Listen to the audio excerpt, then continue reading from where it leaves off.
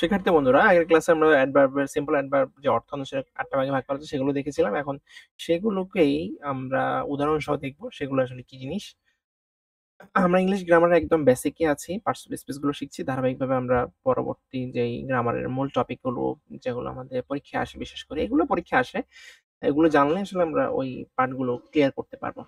তো simple adverb কে যে ৮ ভাগে ভাগ করা যায় তার মধ্যে ১ম এই আছে অ্যাডভার্ব অফ ম্যানার, যে অ্যাডভার্ব কাজ সম্পন্ন হওয়ার গতি প্রকৃতি নির্দেশ করে তাকে অ্যাডভার্ব অফ ম্যানার বলে। মানে কাজ সম্পাদন হচ্ছে কিভাবে হচ্ছে সেটার কি নির্দেশ করে সেটাকে আমরা অ্যাডভার্ব অফ ম্যানার বলি।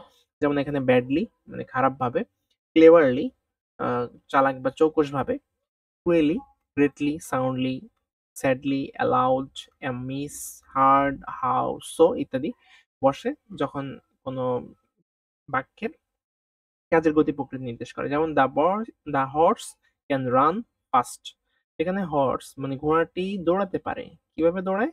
কিভাবে দৌড়াতে পারে? ফাস্ট মানে দ্রুত দৌড়াতে পারে। এখানে এই হর্সের মানে বাক্যে এইটার যে ভার্বটি আছে রানকে মডিফাই করছে এবং মডিফাই করছে কিভাবে? সে দ্রুত দৌড়াতে পারে। তার মানে তার গতিকে নির্দেশ করছে। কি গতিতে সে দৌড়াতে পারে।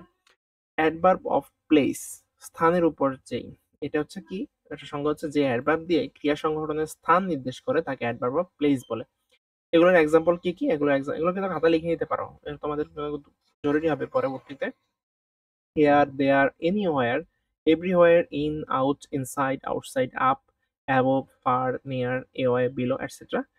আ এগুলো হচ্ছে অ্যাডভার্ব অফ প্লেস। এগুলো কোন বাক্যে যখন বসে এবং সেটা যে ক্রিয়াটি রয়েছে, ক্রিয়াটি কোথায় সংঘটিত হয়েছে সেই থেকে নির্দেশ করে।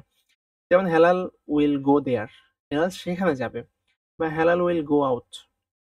হেলাল বাইরে গেছে। Helal will go in. Helal বাইরে থেকে ভেতরে এসেছে। Helal will go out. Helal বাইরে যাবে। এভাবে আমরা আসলে এই অ্যাডভার্ব অফ প্লেস গুলো ব্যবহার করে বাক্যের যে ভার্বটি রয়েছে সেটার ক্রিয়া সংঘটনের স্থান আমরা নির্দেশ করতে পারি। Adverb of time.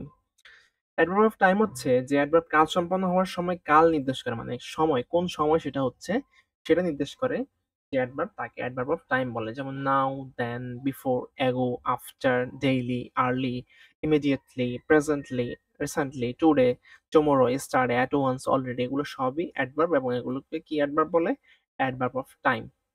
তো যেমন একটা উদাহরণ হচ্ছে she will come soon.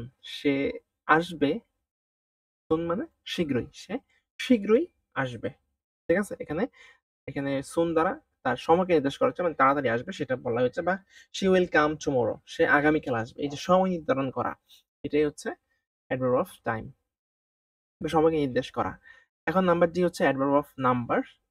adverb of number হচ্ছে যে adverb কোনো ভার্বের কাজ সম্পন্ন হওয়ার সংখ্যা নির্দেশ করে, কোনো কাজ সম্পন্ন হওয়ার সংখ্যা নির্দেশ করে তাকে adverb of number বলে। এক্সাম্পল হিসেবে আমরা বলতে পারি once, twice, often, seldom, again, always, rarely, never, occasionally, ever, etc.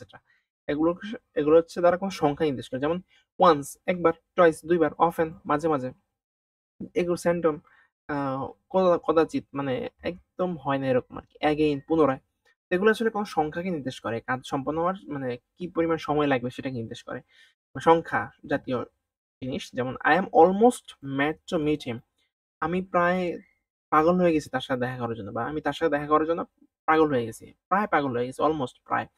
এটা দ্বারা আসলে তার যে মানে কি পরিমাণ পাগল হয়েছে সেটা আসলে নির্দেশ করা হয়েছে। তো till then take care. Next ক্লাসে আমরা বাকি যেই পার্ট গুলো আছে সেগুলো দেখব।